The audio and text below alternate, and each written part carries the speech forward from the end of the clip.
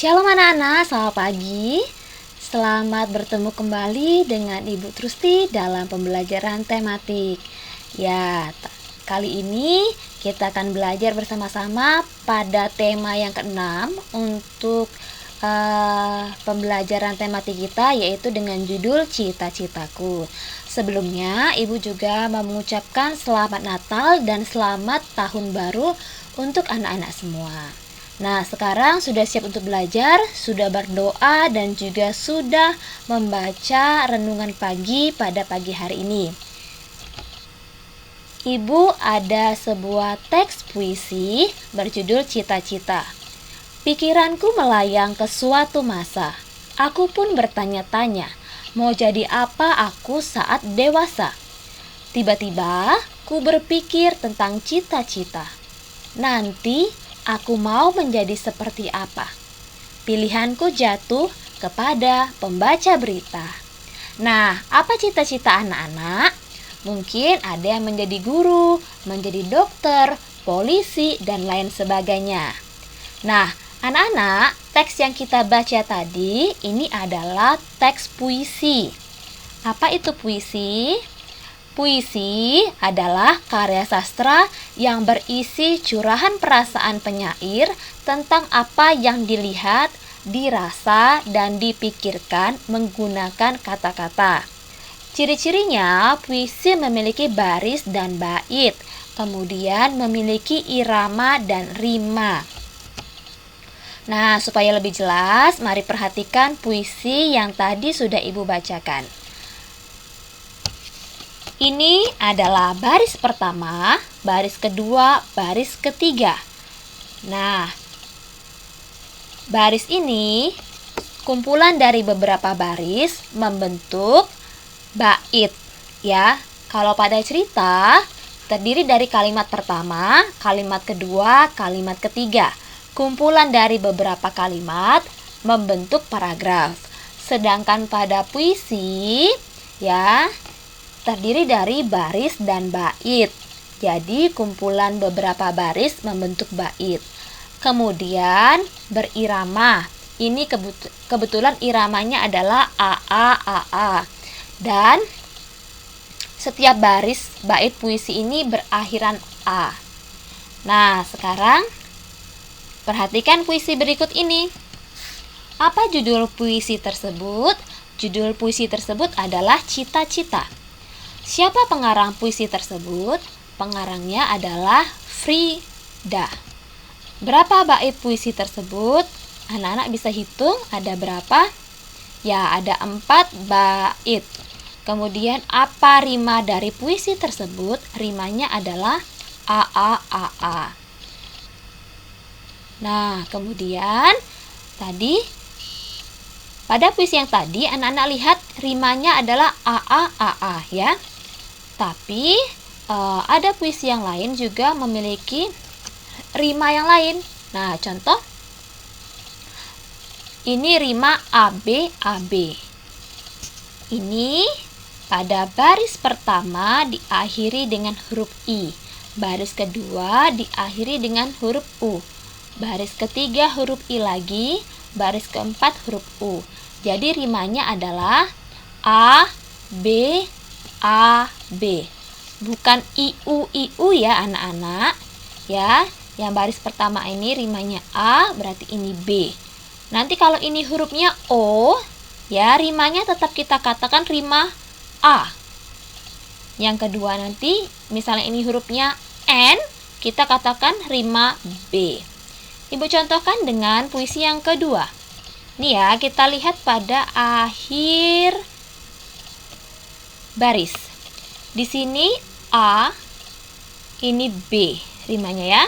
Ini karena I lagi, berarti ini B, ini A. Jadi rima pada puisi kedua ini A.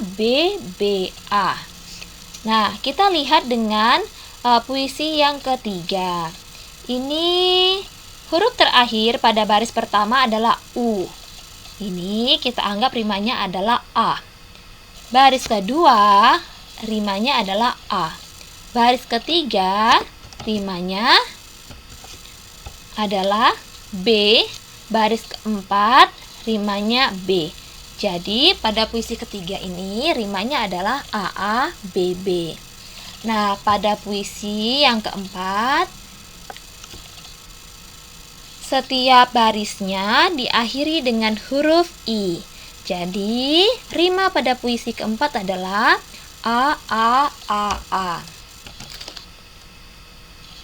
Nah, untuk mendeskripsikan isi puisi, ada langkah-langkah yang harus anak-anak lakukan. Yang pertama, baca puisi dengan seksama, tulis hal-hal penting, tentukan tokoh dan peristiwa yang terjadi, kemudian tuliskan kata-kata sulit, lalu temukan maknanya. Yang kelima, diskusikan puisi tersebut bersama temanmu. Kemudian untuk menjelaskan makna yang terkandung dalam puisi, yang pertama anak-anak harus membaca puisi tersebut dengan seksama. Kedua, bacalah setiap baris dalam bait-bait puisi dengan cermat. Yang ketiga, catat hal pokok yang disampaikan. 4. Susunlah catatan tersebut dalam sebuah tulisan dengan bahasamu sendiri. Nah, kemudian bagaimana untuk menceritakan kembali isi puisi? Agar anak-anak dapat menceritakan kembali harus memperhatikan hal berikut. Pertama, cermatilah makna puisi pada setiap baitnya. Kedua, tuliskan makna setiap bait puisi yang dibaca. Ketiga, gabungkan seluruh makna yang anak-anak temukan dalam puisi tersebut ke dalam tulisan dan ringkaslah tulisan tersebut. Nah, bacalah kutipan puisi berikut. Contoh, perkakas dan oli menjadi kawannya sehari-hari. Pakaian kotor pun ia tak peduli. Semua dilakukan sepenuh hati demi mendapat sedikit rezeki. Nah, kutipan puisi tersebut bercerita tentang montir yang semangat untuk mencari rezeki. Dari mana kita bisa mengetahui bahwa puisi tersebut bercerita tentang montir? Ya, dari setiap barisnya. Tadi diceritakan perkakasnya adalah oli, pakaiannya kotor ya. Siapa yang bekerja berkaitan dengan oli ya, kemudian dengan perkakas ya. Nah, itu adalah pekerjaan seorang montir. Pada pembelajaran sebelumnya tadi, anak-anak telah memahami pengertian puisi, ciri-ciri dan makna puisi. Sekarang, anak-anak akan menunjukkan isi puisi. Menunjukkan isi puisi dapat dilakukan dengan membaca puisi secara utuh, kemudian menentukan makna yang terdapat dalam setiap baitnya. Nah, tadi anak-anak sudah belajar tentang puisi. Nah, apakah anak-anak ada yang bercita-cita menjadi dokter hewan? Pasti anak-anak akan berkaitan dengan hewan. Kali ini kita akan belajar tentang siklus makhluk hidup, yaitu pertumbuhan dan perkembangannya. Contoh siklus hidup pada kucing, yaitu dimulai dari anak kucing, kucing muda, kemudian kucing dewasa. Nah, pada serangga memiliki siklus hidup yang berbeda, disebut dengan metamorfosis. Ada dua jenis metamorfosis, yaitu sempurna dan tidak sempurna. Nah, metamorfosis sempurna adalah perubahan bentuk tubuh melalui tahapan pupa atau kepompong. Nah, dimulai dari telur, kemudian menjadi kepompong atau disebut dengan pupa.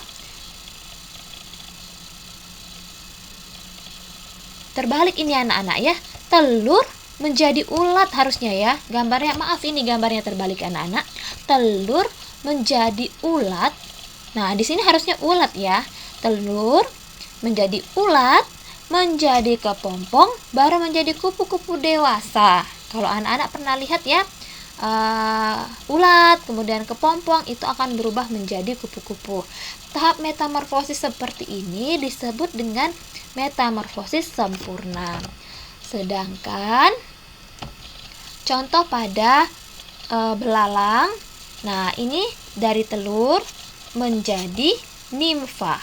Nah, metamorfosisnya ini adalah metamorfosis tidak sempurna karena perubahan bentuk tubuh tidak melalui tahapan pupa atau kepompong. Nah, ini nimfa 1, ini belalang tapi tidak bersayap ya.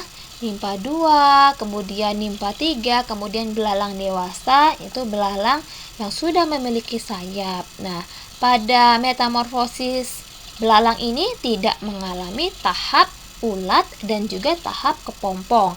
Ketika telur menetas langsung menjadi nimfa. Nimfa ini bentuknya mirip seperti bentuk dewasanya, tetapi belum sesempurna bentuk dewasanya. Nah, anak belalang ini belum memiliki sayap seperti belalang dewasa, meskipun bentuk tubuhnya sudah menyerupai belalang dewasa. Nah, contoh serangga yang memiliki metamorfosis sempurna adalah nyamuk, ya, kemudian lalat, kemudian ini kepik ya. Ini termasuk metamorfosis sempurna karena mengalami tahap larva. Nah, sedangkan pada capung ini metamorfosisnya tidak sempurna, tidak mengalami tahap larva dan juga kepompong seperti kecoa, tadi belalang ya, jangkrik itu contoh hewan yang tidak mengalami metamorfosis sempurna. Nah, berikutnya kita akan belajar tentang sumber daya alam yang dapat diperbarui dan tidak dapat diperbarui. Contohnya ini sumber daya alam yang tidak akan habis ya walaupun digunakan terus-menerus. Artinya sumber daya alam yang dapat diperbarui yaitu air, kemudian hewan dan tanaman budidaya. Sedangkan sumber daya alam yang tidak dapat diperbarui misalnya ya, yang tidak dapat diperbarui misalnya contohnya minyak, kemudian contohnya batu bara karena persediaannya terbatas di alam ini. Nah, ini angin bisa digunakan untuk pembangkit listrik, kemudian sungai digunakan untuk budidaya ikan, udang, sarana transportasi ya. Kemudian untuk pembangkit listrik juga bisa. Kemudian jagung ini sebagai sumber makanan, kemudian tanah liat untuk pembuatan gerabah. Ini contoh pemanfaatan sumber daya alam yang bisa digunakan oleh manusia.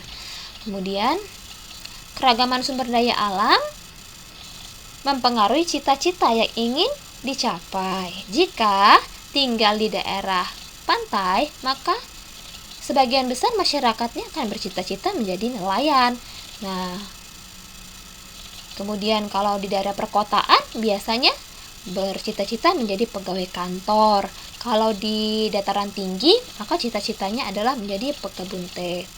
Nah, ini contoh dari pekerjaan yang ada berkaitan dengan sumber daya alam ya. Dalam pekerjaan itu tadi harus ada kerjasama.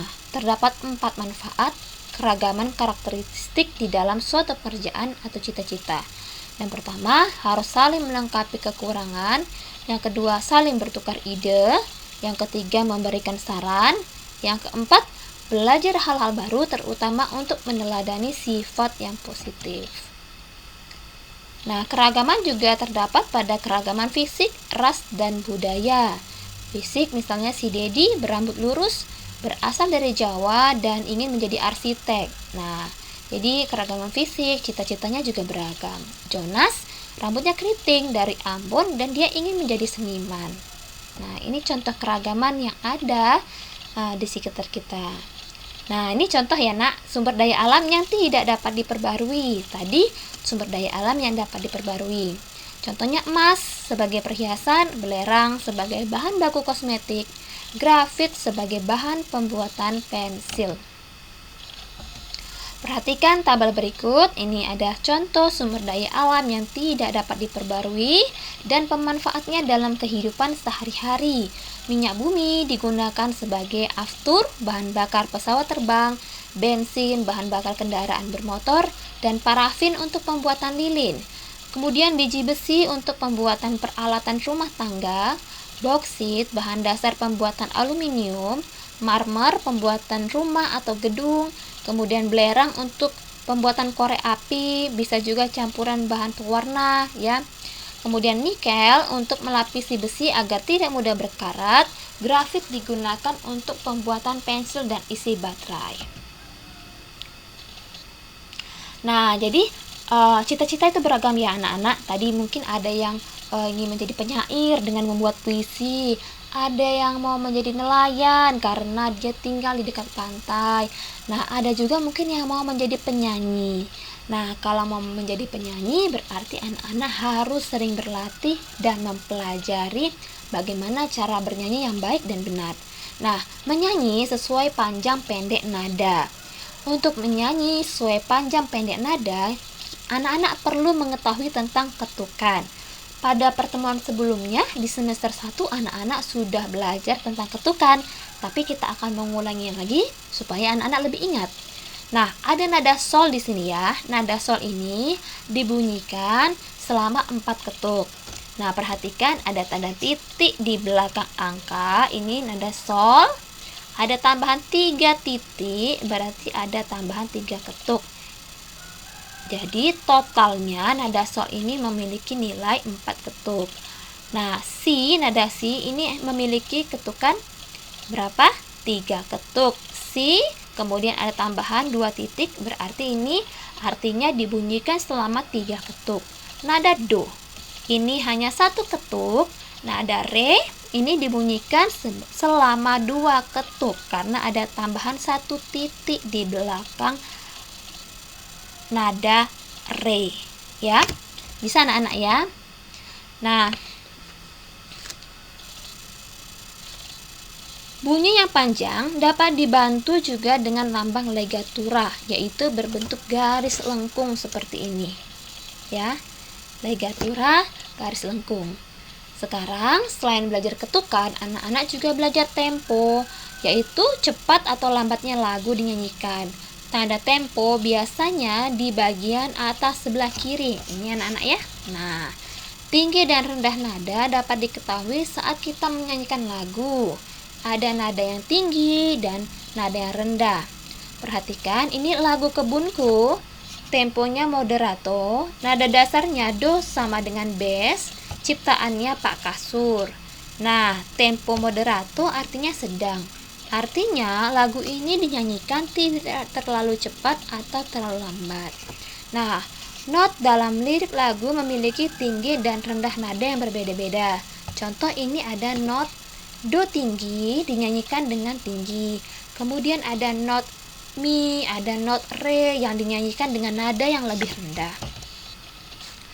Beberapa contoh tempo yaitu allegro, tempo cepat. Contoh lagunya Indonesia Tetap Merdeka, Cublek-Cublek Suweng.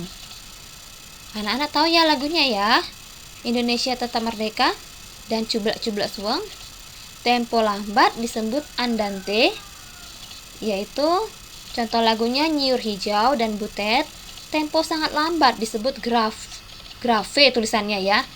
Dibacanya grave. Nah, contoh lagu Bagimu Negeri. Tempo sedang disebut moderato. Contohnya lagu Desaku Yang Kucinta, Tanah Airku dan Soleram. Tempo seperti orang berbaris. Masih ingat anak-anak?